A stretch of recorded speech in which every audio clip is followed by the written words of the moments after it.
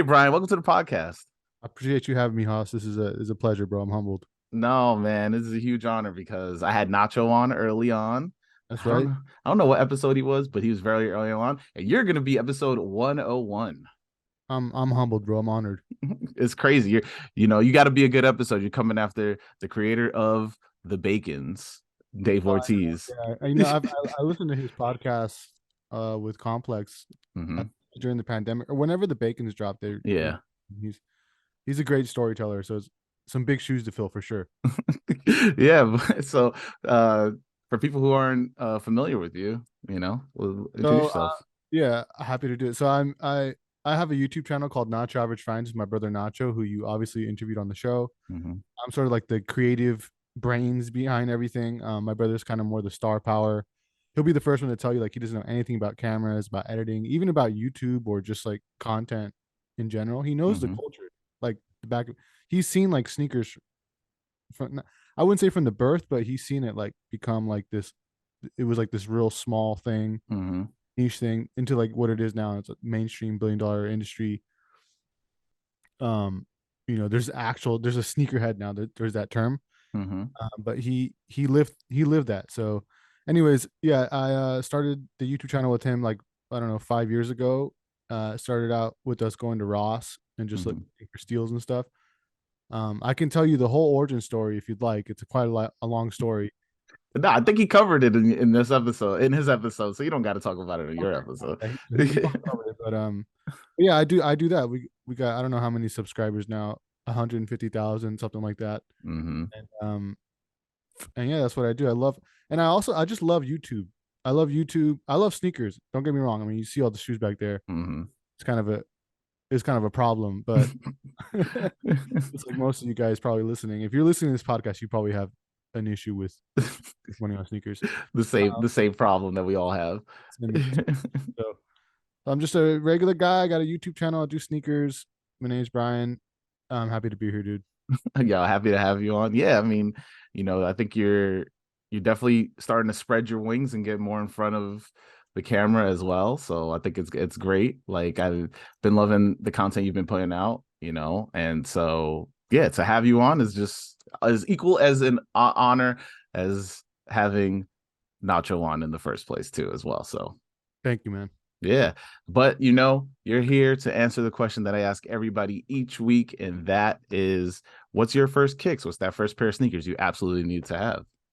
It's funny. Whenever I get asked this question, I don't know where to go because I wasn't always a sneakerhead. Like the way Hmm. I became a sneakerhead was it was almost like an accident. Like I caught the bug the same way somebody might catch COVID or an illness or something like that. Hmm. So not to go too far into the origin story, but when I started the YouTube channel with my brother, for a long time I did music. All right. I went to school for music. I studied music, pursued music as a career, did it Hmm. professionally a little bit.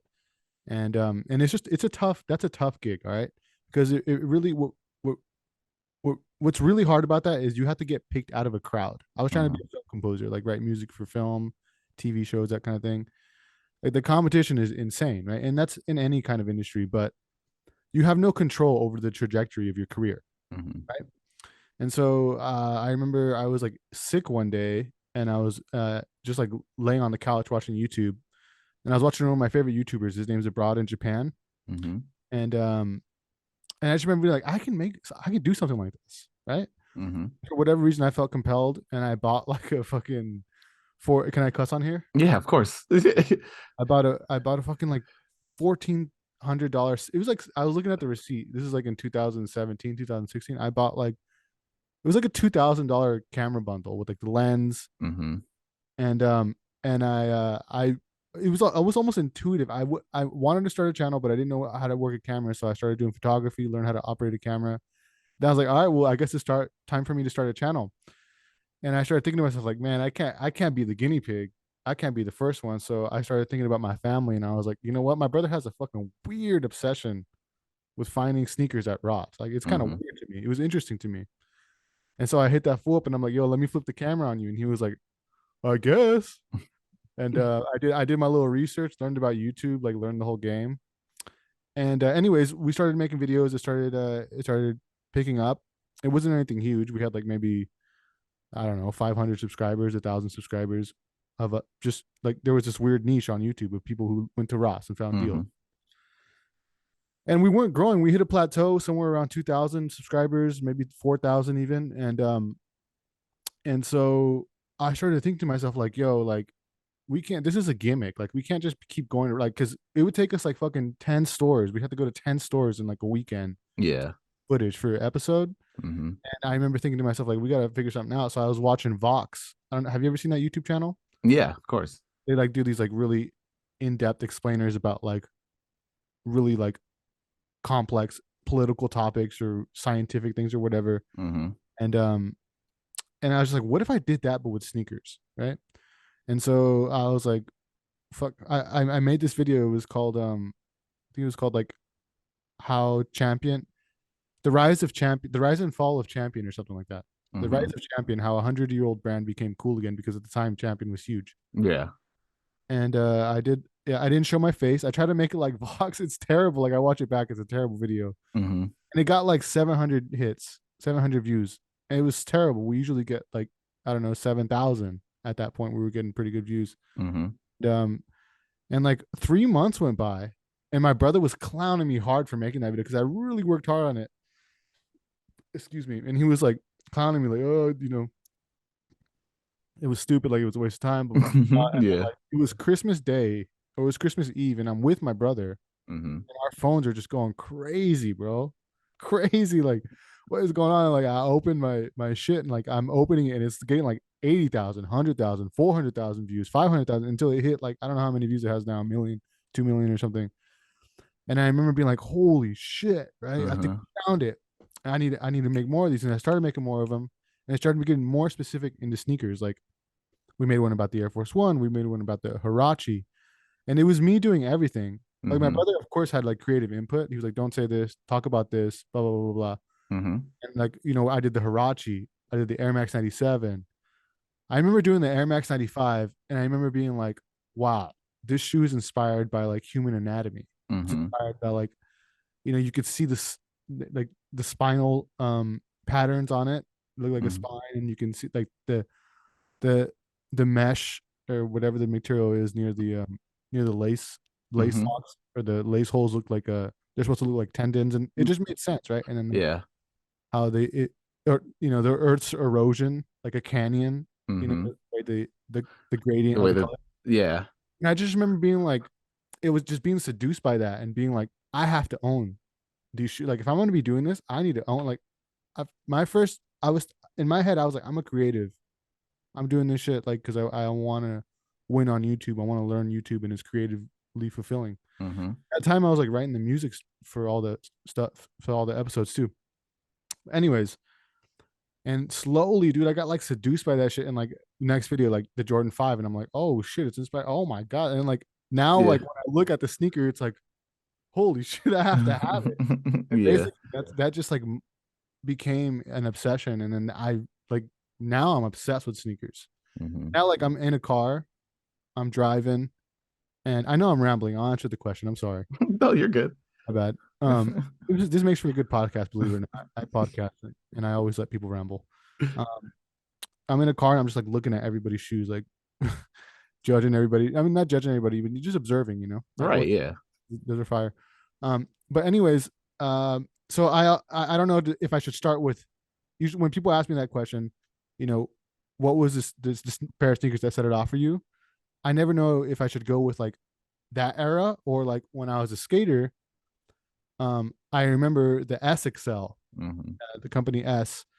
There was this shoe called the SXL. It was this black suede shoe with a gum bottom that was like one of those like fat like 90s sneakers, Mm-hmm. and it was among at least in Fresno where I grew up, among like at the skate park that I went to, it was like a status symbol, right? Especially if you had like a fresh pair, like all suede, just looked fire, right? Mm-hmm. And like people used to carry like two pairs of them, like one in your backpack and then one to skate because like you would skate them, and then when you were done with your session, you would like an athlete, you know, you think you would like you'd be in your street clothes, Yeah. have your SXLs, and you there was all kinds of different colorways that were like hella coveted. I remember there was these really fire like white leather ones with like blue accents, navy Mm-hmm. blue accents. Oh, dude, those were so fire back then. You went with like the the Lacoste polo and some denim jeans. Uh-huh. That was hard back Sounds then. sounds crazy. Sounds crazy. Everybody, so that shoe was my first like my first where I got like where I understood like not I wouldn't say the power of footwear or sneakers or whatever, but I mean it is powerful in terms of like what you're signaling to other people. Mm-hmm. Like, yo, this is who I fucked with. This is like my crew. This is like the subculture that I'm about. Mm-hmm. It is powerful in that way, but it was more of like a I started to understand like that kind of culture, kind of like, and that's kind of what sneakers is. I mean, and for a lot of people, like, yeah, I mean, for me, like, I love the stories of sneakers, but for a lot Mm-hmm. of people, it's like there's the stories, and then there's like the head nod, right? Mm-hmm. Like, when I wear a pair of sneakers, like the other day, I was in a gas station. I was driving out of town, and I had on the ZX8000s, the Aquas. Mm-hmm. This dude said to me, he was like, "Yo, those are fire, like those are dope," or he said, nice ZX8000s, like that. And I just felt like, oh my god, like this dude knows me, like my brother, like that dude. Like, I don't know, whenever, like, it's just like anybody who collects sneakers like already has a pass for me, Mm-hmm. especially if they're like willing to give you a head nod and talk about it, and they know what's up, especially somebody who knows the ZX8000, because that's like a very specific type of sneakerhead Mm-hmm. in the UK. But I started to understand that way back then with skateboarding culture and the SXL. So I guess that would have been my first pair. Yeah. Just to give the listeners a little synopsis of the SXL. S was well, also and also S. I'll just talk about this whatever S has on their website right now. So S was created in 1995 to advance skate comfort, style, and functions to new levels. The XL OG has been worn by world's greatest skateboarders, Yep. been a major reason for the progression of modern day skateboarding, and has been voted the number one skate shoe numerous times in the media around the globe. Apparently, it has an advanced cupsole construction providing supreme comfort, durability, and grip. It's got a puffy tongue to keep your foot snug and have a fresh 90s look. It's got perforated side panels and for foot ventilation and a fresh style. And of course, you get the iconic S branding on the tongue, heel, insole, and the lower centered lace loop. And the shoe is all suede, which is, I mean, iconic. I remember because like this is definitely the model that DC took and was just like, nah, we're gonna do it. We're gonna do our own thing. Nah, DC did it first. DC did I it made first. a podcast clip. I Yeah. podcast, and I talked about the specific shoe. Um, and the founder of DC, Damon Way, commented. He was Hmm. like, "What about DC?" He was like, "Yo, bro, he's calling me out." I was like, you know what? You're absolutely right." Because if you look up, like, if you're at home right now and you're in front of your computer, or your Hmm. phone or whatever, if you Google DC Damon Way one, like the Hmm. first Damon Way shoe, it looks like an Excel. Like, they were the first ones to like, well, one of the first ones definitely to like make that shoe, like, market it and make it like a commercial thing. Hmm. But definitely DC, but that whole era looked like that. But I think the SXL is the most aesthetically pleasing, and now they make a slim version of it, SXL Slim, Yeah. all like puffy, and Hmm. people skaters still wear it. I mean, it's not the shoe of choice, but back then it was like I said, it was like, a pair of Jordan ones or something. Yeah. I mean, You came I through the skate homies, they were like, "Oh shit, you got the all brown ones, you got the orange ones." Like, there was so many colorways. yeah, I just think like I mean, I remember seeing these like the ones that I've always saw were definitely that like tan colorway, whatever their brown nubuck colorway that looks like I remember playing Tony Hawk Pro Skater 2, I Mhm. think. And they were in there, and I almost bought a pair because I was like, I need to find it. But like, I grew up in Queens, New York, so it's like there's no skate shops around in Queens. So like, you have to like go to Manhattan or like Brooklyn in order to find a skate shop. So it was hard to find skate shoes. Oh yeah. Did you ever own a pair of skate shoes back, like, when you were younger? No, because I was trying to get into skateboarding. I've been skateboarding all my life. Like, but when I try to learn how to skateboard, it went bad. I don't have the coordination for it, and nor do I have the will to be like, all right, I'm gonna fall down. I have to keep getting back up and go. That I learned a lot. I know this is not a skateboarding podcast, but I learned a lot about life from skateboarding. Hmm. Exactly what you just said: determination, failure, creativity. Fucking form, even like form. There's form to that shit. Yeah. I mean, Camaraderie. Fucking. yeah. I learned everything through that through skateboarding, and if I wouldn't have torn my ACL when I was 17 years old, I'm like that uncle. You know what I'm saying? I would have made it to the league. I would have made it to the league, bro. I was sponsored. I was killing it. I was skating Uh-huh. cameras. I was doing all kinds of shit. Just look it up on YouTube, man. Put Bryan Mederos skateboarding sponsor me tape. You'll see it. I'm gonna put it in the I swear to description of God, this podcast. it was one of the first videos uploaded on YouTube. I remember YouTube first came out. Hmm. I was 13 years old, bro, and fuck, this must have been 2000. No, I was 15, 2005, 2006. I don't know when YouTube first came out. It was like the first year, and I said, I'm putting my fucking sponsor me tape on there. And so me and my friend, I uploaded it. I edited it on Windows Movie Maker in my dad's room. I remember I put a Jay Dilla song on that shit, and I Uh-huh. uploaded it. And I was so stupid. I put my phone number on there Oh my God. because that back then that's how you got sponsored. You would give it to a skate shop, and Hmm. hopefully they would show it to the skate shop owner or the team manager, whoever the fuck, and they would watch it and be like, oh, and you put your phone number and they'd call you and be like, yo, we want you on the team or whatever. Hmm. Anyways, I left my number on there. And so I remember like for years, like for almost like 8 years, like my mom, I was already like in college and my mom would call me like, these kids keep calling. They say they're from like Zero Skateboards. They say they're from Birdhouse. They're like prank calling me. Uh-huh. But anyways, that video has amassed like 200,000 views or something like that. It's one of the first like like sponsor me tapes on. It doesn't even say it. It just says my sponsor me tape. That's the name. Mm. That's the title. But if you put Bryan Mederos, it'll come up. But yeah, dude, I was really into skateboarding. Like it was. I learned a lot from it. I Well, I learned a lot. mean, it's crazy because like that's so like my love for skateboarding grew into my love for Nike SB because I couldn't skate at all, but like I would hang around skaters or like I would watch all the tapes and stuff like that. Like, I mean, if you don't like getting into Nike SB kind of like made me love it even more because there was that community of the literally just Nike SB community and that branched into the skateboarding community. Let me talk to you about Nike SB Hmm. because I lived through this shit. Nike skateboarding. When Nike SB came out, bro, we were so anti. Like it was fuck that. It was like fuck. We were so counterculture.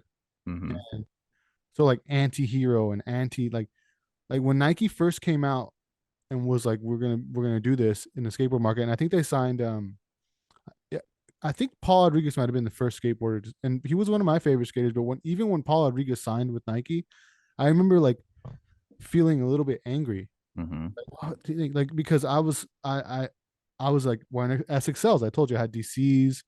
Like it was so homegrown. Hmm. You really had to like pay your dues if you want to. That's why there's that whole like oh you're a poser or whatever. Or there's that whole like in movies like the skaters are kind of mean or whatever, and that there's some truth to that back then for sure. Oh no, there is. Oh, real soft now, but back then it was like Back then, yeah.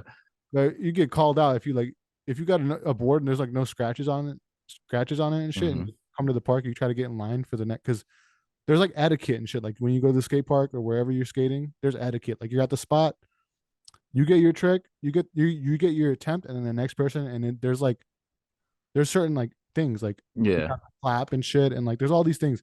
But if you rolled up and you have like a helmet on and you got like you're gonna get clowned, like really Yeah. clown you. I wasn't a bully like that.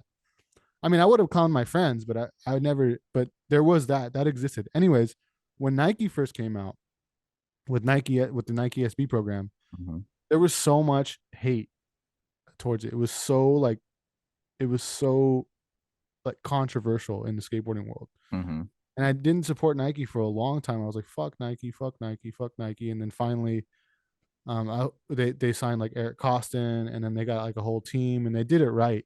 I now I know like through learning the history from making the videos on Nachoaveragefinds Hmm. about the history of Nike SB, like Sandy Bodecker really tried to like be true and be respectful to Hmm. skateboarding, and in a way they did that. They had that they like they in a real corporate way because they did kind of I mean it's business, so like there's companies. I don't know if you ever heard of Lakai. Of course, I know all the companies, You man. know all the companies. We're on a sneaker podcast. Podcast, man. I mean, some people don't know. Lakai was like Yeah. when that first came out, like that, like it. It shouldn't have been Nike SB. It should have been like Lakai. It should have been DC. It should have been Globe. It should have been fucking Etnies or whatever. These should have been Osiris, like, Osiris. yeah. And so, in my opinion, I wish they would have like had their Nike. I wish the Nike Dunk would have been that. Mm-hmm. So it is. I do kind of feel bad for those brands, but like I said, it's business, and Nike just came in and like now they took over the game. They have like Niger Houston now. They have all the best skaters. Mm-hmm. They dominate the market, and I mean, it's funny because like even if like King of the Road, where like skate teams just battle for you. road.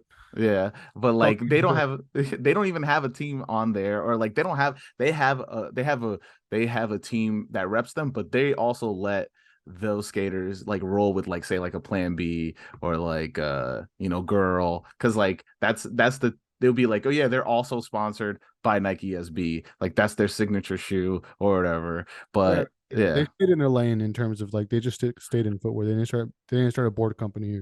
yeah.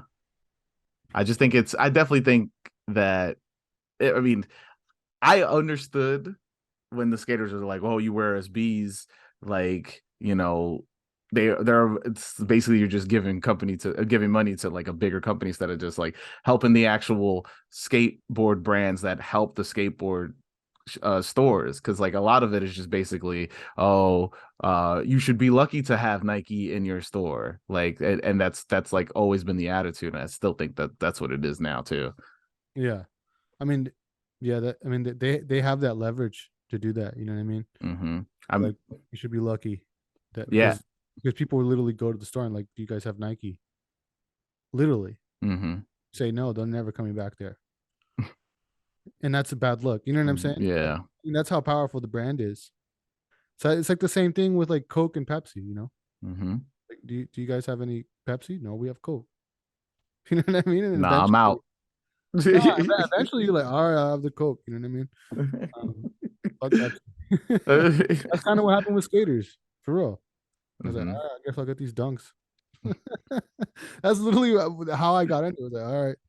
I remember like kids in. I remember this kid. His name was Giovanni in high school. He had all the dunks. He had the Raymans. He had the fucking Heinekens. He had the He even had the Tiffany's, and we skated him. We I mean, skated. that's what they're there for. Yeah, we skated the shit out of him. He let us. He let me. We were all three of us were the same size. He wasn't a skater. Mm-hmm. He let us borrow the Tiffany's, and we skated them. All right, now that's mean. No, he was cool with it. He was like, all right, but we skated him. He thought it was cool. Mm-hmm. I think he made us do a lace swap, but yeah, we skated the shit out of him. Yeah, that's crazy. I mean, because like I remember like back in those days where, and I don't know, I don't even know if that's what it is now, but I remember being like, damn, you skated those, and I think like I guess with old age, I'm like, yeah, man, freaking destroy them joints. You know what I mean? Like that's what they're there for. That's what they're created for. Especially like after when they started doing the different material swaps in between it. So like you should be skating them and be putting them through the test so you can see a different shoe after. I was like, yeah, this is what it's about. Like it's Yeah, about wearing your kicks. yeah. To this day, I wear all my shoes. I don't ever clean my sneakers. Never. Yeah. You'll never see me like. It's just there's no time for that. Who has time? I mean, like my brother, he loves cleaning his shoes. Like it's therapeutic for him. Mm-hmm. I have some like all white, or they're not all white, but they're predominantly white Adidas over there that just like they're just sitting by the door and like they're getting dirty, man. And I'm okay with that. You know what I mean? My brother would be going insane right now. No, yeah. I'll kick him to the side. When you take off your sneakers and you you're supposed to take them off with your hands, but sometimes you just like take it off with your other No, foot, I don't take them off. I even like fresh kicks. I'll just take them off of my feet. right? Oh yeah, okay, yeah. Well, some people are like, nah, because you get the back of the shoe dirty. Mm-hmm. For me, where my shoes get and maybe it's the same for you. Maybe you could talk about this, but for me, like my shoes when the way they get scuffed up the most is from the grease on the gas and brake pedals of my car. No, I don't even drive, so I can't talk about You this. didn't- in our Facebook group, Sneaker Enthusiast, Yeah. uh, some girl I remember a while ago, she posted a picture and she had like paper towels in the car, and she would like put her because Oh your yeah, I see foot that. kind of goes up like this. Your other, Yeah. not the one that's driving, but the other foot will go up Mm-hmm. a little bit, and like the bottom part of the shoe will like get a little dirty from the mat. Mm-hmm. She would put like a fucking paper towel to make sure that the like, red 11s don't get That's wild. I mean, I don't. wild, right? I mean, I just Uh, kicks, man. They look good when you wear them. mm-hmm. They look good. You know what I mean? Yeah, I think a lot of people needs to get into that habit of just being like, yo, that's what they're for, and people that have many pairs needs to just be like, all right, just rotate them out, you know? I agree. Yeah, I think it's definitely just I don't know. We especially when you grew up with not having a lot, like people are just coming into that habit of being like, oh, we got to keep them as clean as possible for as long as possible. That's exactly what happened with my brother. Like Hmm. I remember my parents telling him, like straight up, like if we buy, because I never gave a fuck. I Hmm. didn't give a fuck. I wore my fucking whatever the fuck Mega Man shoes with the light ups. Like that was Hmm. cool for me. My brother was he's a little older than me. He's like 5 years older. So he was always the one like taking up the time at the mall. We went to the mall. I just wanted to go to KB Toys and get my fucking toy, whatever. My mom would just get me whatever at Payless. But for my brother, it was always like begging my dad or my mom, mainly my dad, like buy me these, buy me these, buy me these. I remember my dad like really we had immigrant parents. Hmm. I remember my dad like telling him like in Spanish, like you better like if you don't take care of these, like I'm never buying you a new pair of sneakers ever again. And he's like, all right, fine, I'll take care of them. And I remember like he always had the little cleaner kits, like even like the shitty ones. You remember like Hmm. they're like it's like a can and like the scrub is the top is the cap. Oh yeah, the Foot Locker special, yo. They always try to sell you that joint once you try to get in there. He was like, I just remember his room always smelling like that. He was real obsessive about that shit. And fun fact, and he knows this. I used to like when I was in high school, he was getting in trouble and shit. He was like going to jail, like for getting in fights and stuff. Hmm. Um, and whenever he was in jail, I used to just go up in there and take whatever the fuck I wanted. But this was like I was like 16, 15. So like I was like this was when I was like finally like talking to girls and stuff, and I'd go to like a party Hmm. having like denim dunks. I had his denim dunks. I wear them. They're a little bit too big, but I wear his like Air Forces or whatever he had in there, whatever was fire. I wear them and then I put them back. And he told me, I thought he never noticed, but recently he told me like, I know you did that shit. I could tell. I just didn't say anything. He had, you know what he had? He had the Pro Keds. I don't know if you remember these. Hmm. He had the Dame Dash when Dame Dash bought Pro Keds. You Oh remember that? nah, I don't remember that. A long time ago. Dame Dash. I think this is after the fallout that he had with Jay. Hmm. Um, yeah, I think Jay bought him out. I think this. Correct me if I'm wrong. I apologize if I'm not being factual here, but I think this is how it went down. They had the little falling out. Jay bought him out from Walkaware. He took all the money. Hmm. I don't know if it was all the money, but he took a significant portion of the money and invested it and acquired ProCads or acquired the rights to ProCads, Hmm. like use it, whatever. He got the green light to do whatever he wanted with the brand, basically, and he was going to try to revive it, and it was a failure. Hmm. Well, I shouldn't say it's a failure. And culturally, I would say it was a failure Yeah. because coming because nobody cares about the shoes anymore. But they came out with some ProCads, Hmm. and they had the scratch and sniff ones, the Oreos. My Yeah. brother had those, and I used to wear the fuck out of those. He had those; they were fire. I don't I've never seen those. I'm gonna You have to probably you see. probably can't even find them, but you could just look up ProCads, like chocolate scratch and sniff or something like that. Maybe, Chocolate. but he had them. There was a little store in Fresno that sold called FTK that sold Hmm. all those like boutique items. It was real short lived. I think he only had like he only did like a run for like a year and a half, and then it all went to shit. I'm getting nothing. I Yeah, mean, I think I found some on eBay. I was curious about them because I'm nostalgic about them. yeah. That's another thing with sneakers, nostalgia. Hmm. It leads a lot of buying purchases for people and for myself too. But I remember like scrolling eBay looking for them. If I ever find them, bro, I'll shoot you a link. No, yeah, I gotta see them because that sounds crazy. Yeah. I didn't even know. But I mean, what I'm They- finding is Asics has a straight up had a scratch and sniff pack, and so that's interesting. Yeah. It's fun. because I would totally buy a pair of scratch and sniff sneakers, to be honest.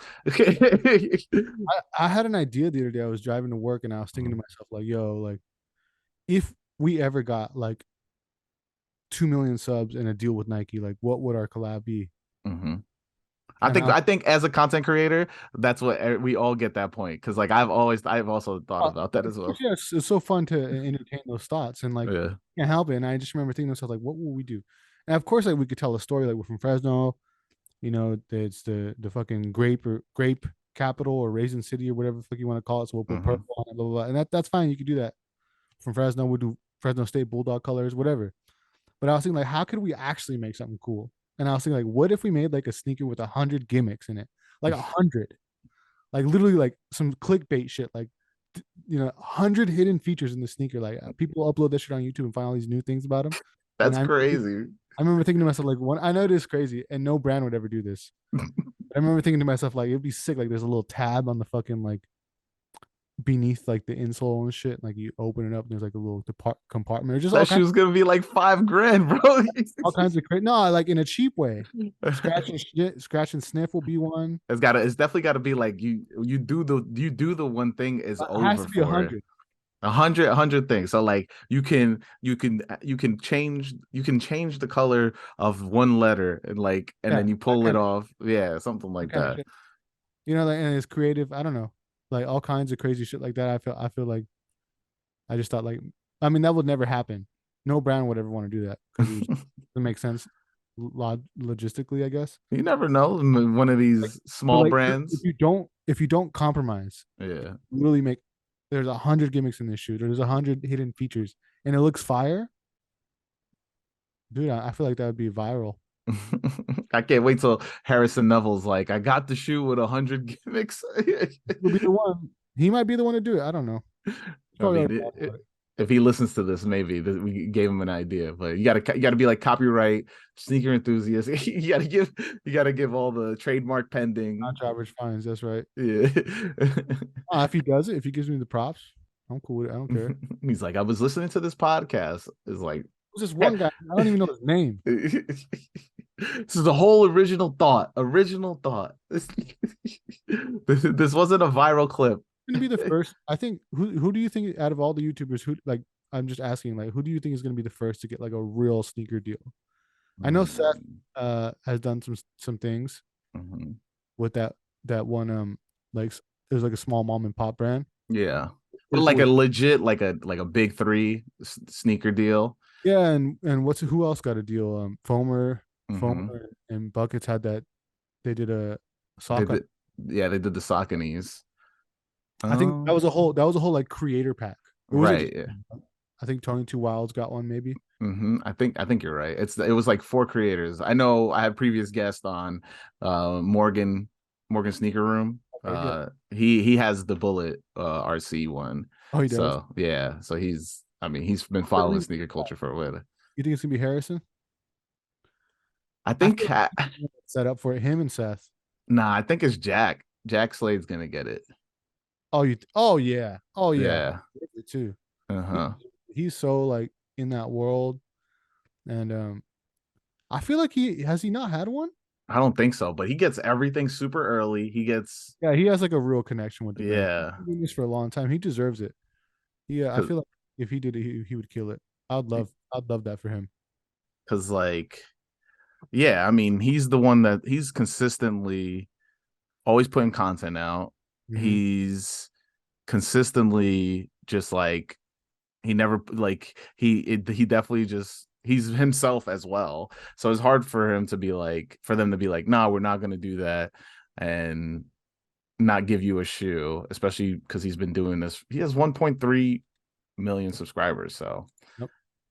I mean, I wouldn't not see how he wouldn't be getting a shoe, but I also could see as how easy it is to become a sneaker YouTuber or whatever, following that algorithm of like rating shoes and just basically you're just spending money to buy the shoes and review them or whatever. Like it is a very easy lane to get into. Here's something really interesting. We've never reviewed a sneaker on our channel. No, you haven't. I know that for sure. How would stand out? We're Yeah. like, fuck that. We're not gonna do that. Yeah. Like it's a game. Like it's like it's how the hell do you get the sneakers early? First of all, I know I've heard Seth talk about it. Like you just have to buy them early. Hmm. But like as soon as they're on stock, actually the first guy to buy them, pay whatever the fuck the resale is, 10,000, however much it is, and then you like review them and then you maybe you return them. I don't know if he returns them. That's what I would have to do because I don't got that kind of money. My videos don't make that kind of money. Yeah. But it's just that's a really tough model, like what Fomer and Young Buckets do. And you know who does a really good job, and he's probably one of my favorites is Chris from Wear Testers. Hmm. Him and his girl, they really do a good job. And No, yeah. I really want to get him on an episode because I think it's interesting because like he does that really good. Has Kicks also does it very good as well. Like that's a very good cool lane in terms of like what they do in terms of just like we're gonna actually wear this shoe and instead of being like this is like Harrison Neville does those videos and I mean this is not to like pick but I'm not a big fan of Harrison Neville because it's his stuff is very clickbaity but he'll do the like I these are the 5 pairs of sneakers you need to have this summer, and he'll show you these 5 pairs of early sneakers, and I'm just like not a fan of that. yeah, he's smart. What he's really he's gonna I guarantee you 2 3 years from now Hmm. he won't be in the sneaker niche. He'll be an Hmm. entertainer, or he's gonna pivot in some kind of. He'll still have a little bit of that. You heard it here first. Brian predicts I'm just Harrison Neville's going to be the next Mr. Beast. like Yeah, yeah. I mean, they have the same manager, they have the same management company, so yeah. um, that's why like it's that style, whatever. And I don't. There's nothing. I don't. It's not that I don't like it. It's just that what he's doing is smart. He's like Hmm. setting himself up to pivot from sneakers to something else at some point. Um, but yeah, I agree. I agree. I'm not the biggest fan of it either. Um, I will say this, dude. Like I've never for the videos, and we've made. I've like I have views. We have like a video about like the Air Force One that has like 2 million views, right? Hmm. But we must have did some good for Nike. Nike has never reached out. Adidas That's has never reached that's out. that's The odd. the only brand that's ever reached out to us is Puma. Shout out to Puma. They reached out to us. They sent us like a little box. It was like a little book about the history of the brand and like Hmm. sent us some sneakers, a nice card and stuff. They actually reached out. So Puma is the only brand that's ever like just been like, yo, thanks. You know what I mean? And we've only done one shoe on one video on Puma. So just for anybody who's listening, thinking about getting into the YouTube game or the content game, or in terms of sneakers, like don't think like that Seth and all these people are just getting shit sent to them all the time, because it's probably not what it is. They're probably really like uh paying resale up front, or they have a connection with like some store in Hmm. town, some kind of deal with the store. I don't know. It's a whole racket. Oh But yeah, for sure. so we've never done a sneaker review on the channel. It's it it's a little bit difficult, you know, doing that approach, because you have to be real creative about the topics that you talk about. Hmm. Like this last video that we put out was a complete dud because I felt like it was something that our audience would really like. It's The about the military yeah, the and military modern. on modern footwear. Hmm. And I talked about like how whatever, it starts in like ancient Rome all the way until like now, and we talked about the GAT, the German army trainers, and I felt like it was fascinating. I feel like it's my best video ever. Well, one of my best videos, but it just didn't like the whole idea of it just didn't resonate with our audience. Like nobody Hmm. wanted to watch that video.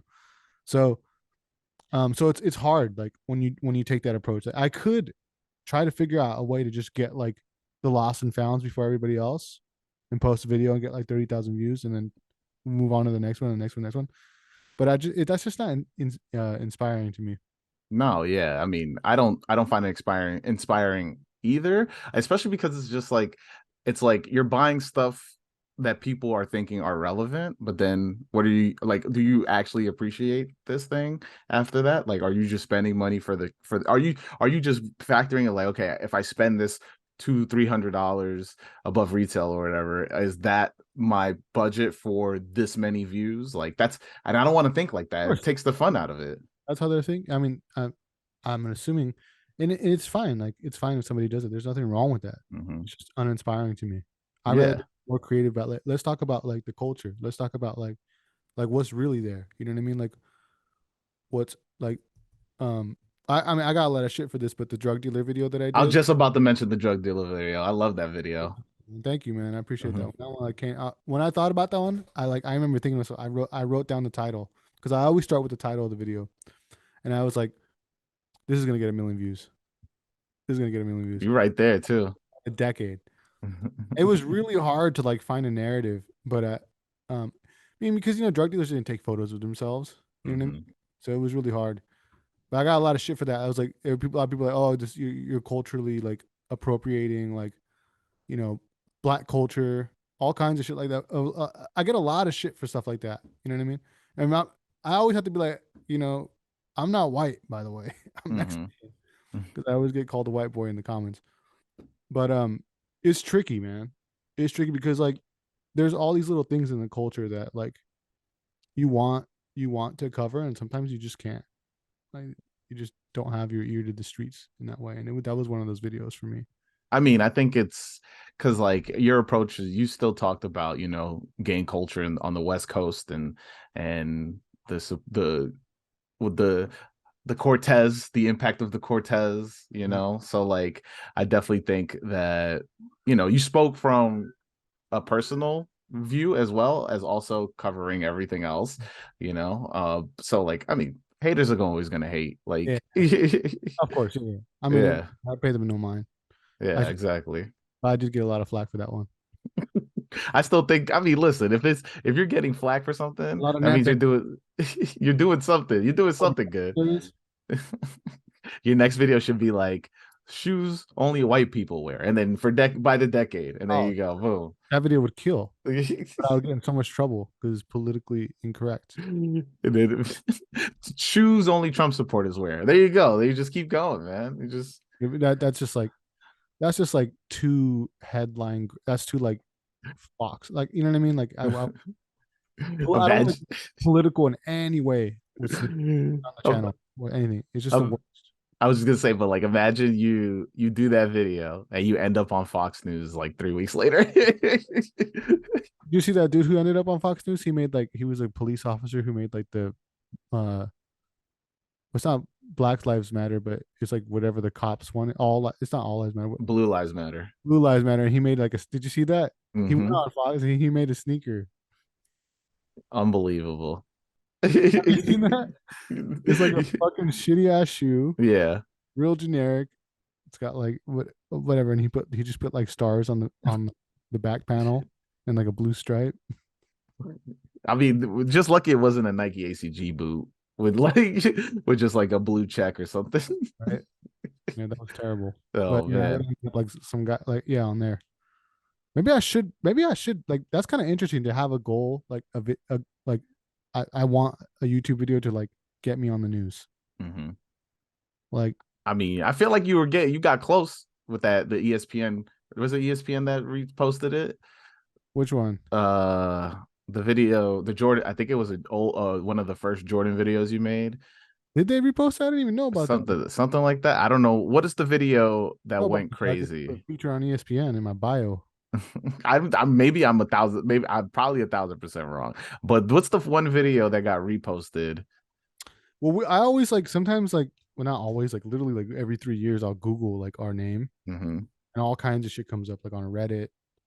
Like I thought the other day I searched our name on TikTok and there was all these like fucking videos and like a forum. It was like our videos and it was like somebody voiced over the video in like a different language. Hmm. And Yeah, I they don't do that all the time, man. it doesn't bother me at all. That's what TikTok is now. So it's just like it's just tough. Like I mean, I'm on it, but I'm not on it as much as to become as popular as I feel like a lot of people take their time to do. And it's just like I'm always just like battling with like, should I just do simple, funny content or should I strictly stick to what the message of this podcast is? And that's more about like building community, asking questions that make you think about what you're buying, makes you think about what stories you can find in your closet basically. And it's If like I was you, bro, I'd be posting on TikTok. It's I like do. that's the climate right now. That's what Yeah. people do. Like if you want to build community, like I would do that, just because like you know what I mean. Like you have this, you already have the workflow and the system to do that. Mm-hmm. Why not post produce with like this conversation's whatever hour and a half, however long it's going to be. You could just cut that up, make so many clips, and just post them on there, and put like subtitles and little graphics, and find an editor overseas or whatever, and then you're off to the races. I mean, I do them all myself, and they do nothing on TikTok, just so you know. So Well, they do better. I've seen the ones. Do you really want my advice on this shit? I mean, we could talk about it after the episode for Okay. sure. Okay. Because I'm trying to give you your free secrets for free on Oh, dude, the I don't. podcast. No, but I gotta use it for me. I gotta use it for Oh, okay. me. Fair enough. I but I'm also curious of like, you're starting to push your content, but like what is it that you would like to see more of, you Like know? from other creators or from Yeah. From myself. like people, I guess like people that Well, are coming out and or like who are jumping into this and here's- because because into like talking about sneakers. well, I just like for me, I just want people to be themselves and like not like the whole, because and we forget, me and you, like we're we're grown ups, and Mm-hmm. we're like, we have like self esteem, and we've been through we've worked through our insecurities. We've grown as people. You know what I mean? We're mature. Mm-hmm. I'm 32 years old. I don't know how old are you? I'm 34. 34, right? So you know what I'm talking about when I'm saying this. But like when somebody first gets into sneakers, like it's a real shame when it becomes like something. It becomes like a tool for them to a mask for them to hide behind, like their insecurities. Like, oh, if I wear these sneakers, I'm cool. Or if I wear these sneakers, people are going to think I'm cool. Or if I make a YouTube channel about sneakers, people are going to think I'm cool. Mm-hmm. Like that's kind of dangerous. You know what I mean? Because then you start like that really fucks with your self esteem. So if somebody right now was trying to get into the game, just make sure you love it first. Make sure you love sneakers for the right reasons. It's not for like, oh, I have these these Dior ones or whatever. Or I have the hottest. Like I just feel like some people, they get into it for the wrong reasons. And just if you love the stories behind the shoes, or more importantly for me, if you love the people that you meet from it, like Mm-hmm. I got to meet you in this Facebook group that we have, this private Facebook group, dude. I've made so many good friends through there. Like some of them, I had some friends come from Australia and visit me in LA. Like I Mm-hmm. met them off the internet through sneakers, bro. Like through this shit. You know what I mean? And I've proxied for them. Like, yo, there's these shoes in the States that I can't get over here in Australia. Can you send them to me? I'll pay you whatever. And there's like, it's cool. Like you make all these really cool connections through it, Mm-hmm. because it is like we were talking about earlier about skateboarding. Like there's like etiquette, and there's like, it's a culture. And I feel like if you get into it for those kinds of reasons, like just to feel connected or belong to a group, that's great. And I feel like if Mm-hmm. you're starting out, you should really first ask yourself why you're getting into sneakers, or why you're about to get into it, like heavy with the content and all that stuff. Mm-hmm.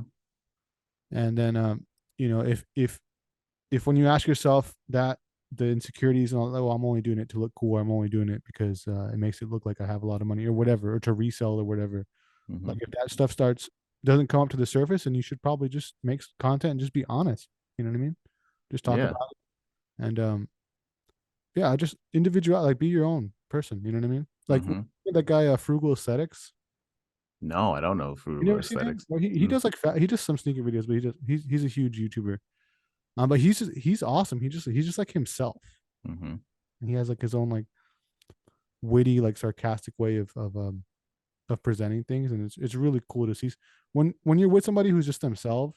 That when you see somebody who's just them, like comfortable in their own skin, it's like that's attractive, and that's the kind of content that I like to watch. And I just wish more sneaker YouTubers would show their character more, or their individuality in a way, if that makes sense.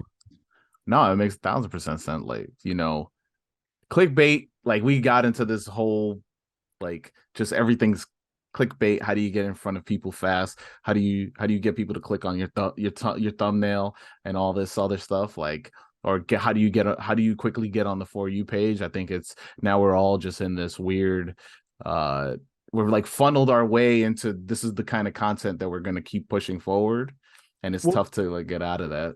there's nothing wrong with clickbait if the viewer is satisfied at the end of whatever it is they viewed. Mm-hmm. So, like, if I made a video about a shoe with 100 gimmicks, well, there's 100 hidden features, and I'm like, I break that down. I open the video like today we're gonna be opening, or today we're gonna be wearing a shoe that has, uh why am I like hover? What the fuck am I talking about? Like the Iron Man thing when you're hovering. How Oh, flow, what hover, no, it has it the has repulsor, something, it no, has something crazy in it, right? yeah, And you don't show that, and it's just like a regular ass black ass shoe with like two little gimmicks with mm-hmm. the scratch and sniff thing, whatever, then that's not good.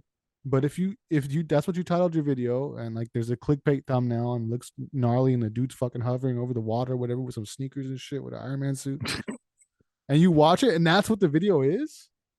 Even if it's not even that, even if it's like that video, like right now, I'm working with a YouTuber. He's actually a big TikTok guy. Mm-hmm. I'm like consulting him kind of, and I'm helping him make his videos and stuff. Like even if you made a video like that and you failed, like you covered a little bit, or maybe you almost got there, but at the end of the video, you're like, you know what, guys, we tried our best. Like even that is satisfying because you're like, it's human, and Mm-hmm. so you can clickbait the fuck out of whatever the fuck it is you want to clickbait. Just make sure you deliver on the quality of the video and the story, and that you're not like actually baiting. I mean, you're baiting people to click into it and watch the video, but the viewer is excited to watch the video because it was like satisfying all the way through. So, I mean, I like I said, I'm obsessed with YouTube, so I always think about things like this. And clickbait Mm-hmm. is one of those things that always comes up, and I'm always like, well, clickbait's actually good. Well, I mean it more just like more of like you won't believe what Jordan sent me, and it's literally this shoe that's coming out next week. Like that's what I hate. Yeah, that's pretty whack. Right, because like that's like a low investment or like a low energy type thing. You know, Mm-hmm. it's just I don't know. That is a little disrespectful. If it's the same ass shoe that everybody else got, Right. you know what I mean? Yeah. But if It's it's like, Mischief is like, yo, we partnered up with Bryan from my Nacho's Average Finds. We got a shoe with 100 gimmicks. And then you do the Mischief. Look what Mischief let me do. And then there you go. Like, that makes 1,000% sense. Like, I'm fine with that clickbait. anybody at Mischief? No. If anybody from Mischief is listening to this, Oh, yeah. They're big fans. You know this. then I know you guys are big fans. Hit me up. We'll make a fucking pair of sneakers that have like jet ski fucking motors in them and some shit. As Well, long as as long as I get some I'll make sort a of clickbait content thing. video. I'll make a clickbait video. Like the thumbnail will be all bright and shit, and it'll look crazy CGI. I can't wait to. I better get. I better get a seated pair because like, and Oh yeah. then I'm gonna make my TikTok video and be like, I can't believe what Nacho's average found, and then I'm gonna go to Marshalls. I'm gonna do the whole super go crazy. Like, found these at Marshalls. Oh yeah. Oh, remember when somebody found? I remember when somebody found the fragment ones at Marshalls. That Hmm. was like a headline in the sneaker world. Do you remember that? Yeah. The crazy thing about that is like I said, I like photography. Hmm. I met up with some photography friends, and one of them was this guy. His name's Q. He's one of the admins in my sneaker enthusiast Facebook group now. But I met him for the first time. We talked about sneakers. I told him I had like a YouTube channel about sneakers, and I mentioned like we did like Ross videos and stuff. And he's like, "Yo, my brother was the one who found those fragment ones. It was his brother. Mm. He had a friend who worked at Marshalls, Yeah. uh, loss prevention, and he called him like, "Yo, there's these fragment ones here. Do you want them?" There was two pairs, and my friend's brother. This is in L.A., so he drove. This is here. He drove over there and bought them for like however much they were, like $39.99 or something That's crazy. crazy. And he kept one. I think he kept one pair, and then he sold one to round two. The consignment. Yeah. He went to round two here on Fairfax, and Mhm. it came up. Yeah, I mean, he basically paid for both shoes and maybe like half his rent with that. I mean, I think they gave him like $800 for one pair or something like that. All right, maybe like like a cheap rent, But it's still a quarter of a rent. still crazy, right? Yeah, it's the super crazy. But speaking of that, I always ask another question at the end of every episode, and that is, what does the thrill of the hunt mean to you? Thrill of the hunt. What does that mean to me? Hmm. Well, to be honest, like in terms of like the sneaker game, it doesn't really mean much because I got into it pretty late. I Hmm. wasn't the type to line up for shoes, but um, I see the appeal. Like I wish that was still.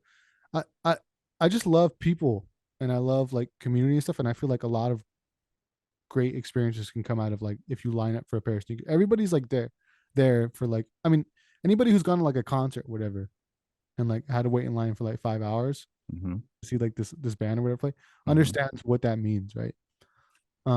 So like I love that aspect of it. Like you go out and you well I'm specifically talking about like drops, like big drops, and you like meet people in line and you it's like urban camping almost like you set up a tent and like you sleep there and like got your water, you got your snacks. Like that's really cool. I love that. I wish that was still existed in our world. Hmm. Um, but in terms of like going out, well, I guess I can talk about Thrill the Hunt because me and my brother um would go to Ross and we would Hmm. go to 10 different Ross stores and look for pairs of it was there was always a find of the day in each episode.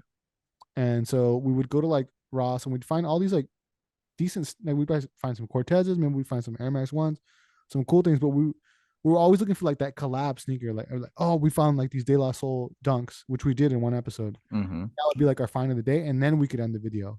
It was almost like a skateboard video, like an ender, right? Hmm. The best trick. It was always, Right. and so I remember like when we would find it, it was like such a relief. Like, oh, we finally found what we were looking for, and so it was cool for that. But I never was like, oh, like I really want a pair of these. I mean, the thrill of the hunt still exists for me in a way, I guess, online Hmm. because like I don't know if you've seen those did they call them the Germanys? There's ZX8000 Germanys. They're like these Adidas ZX8000s. They're like gold and red. They almost look like McDonald's colorways or like Iron Man shoes. I'm gonna have Anyway, to look this up. yeah, I remember I've always wanted a pair of those like for years, and they recently route them. Hmm. Just like ZX8000 Germany, it'll come up. Yeah, that's right. It's like a bright Yeah, orange, bright those are yellow. fire. Those are Yeah. fire to me, and I always wanted a pair. And like, I remember like just for me, the hunt was like I would always check eBay, and it was always hella expensive. And those kinds of shoes are like really popular in the UK or in Germany or whatever in Europe. And so I was never able to get them. And then I just remember looking for them, and finally they retroed them, and I copped a pair like the day it came out. I was so nervous that they would sell out or something. They didn't. You can still cop them for retail, probably under now. Hmm. But for me, that's also like a hunt for me. Like just going on eBay, looking for like a rare pair of Nike Air Stabs or something like that. I was about to say, if you a size 11 and a half, you get these for $71 right now on SNS. You see, for me, I love looking for deals. Yeah, Yeah, I love looking for deals. Like I love a good deal. those Air Structures I got back over there. I Mm. bought those from for I don't know if you know who Tony Diamonds is? No, I don't know who Tony Anthony does. Levine.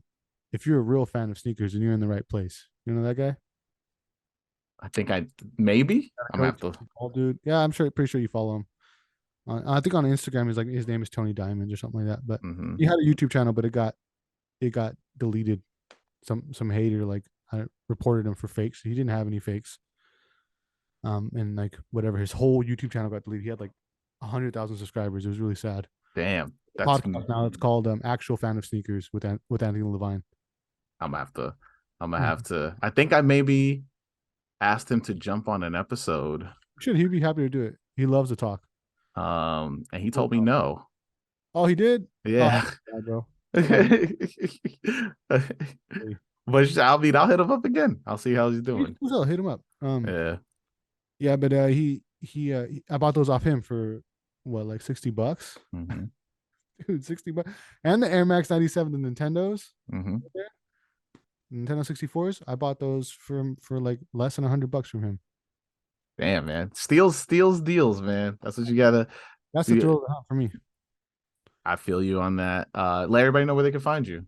So if you'd like to follow me on Instagram, you could search Bryan Bryan underscore Mederos Mederos underscore again, and then just on YouTube, just look up Nacho Average Finds. Just put a Yeah, Nacho Average Finds. You can even put in like I make sure that like if somebody searches us on YouTube, just put in Nacho Sneakers because that's how most people are like. Oh, Nacho Sneakers. They don't our name. We fucked up on our name.